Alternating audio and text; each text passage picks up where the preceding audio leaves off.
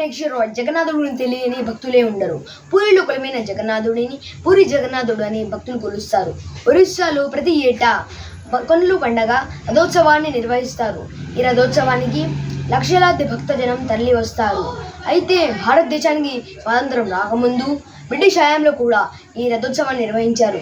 1912లో నిర్వహించిన రథోత్సవంతో పాటు ఈరోజు నిర్వహించిన రథోత్సవంతో జరిగిన అరుదైన ఘట్టాన్ని వీక్షించండి.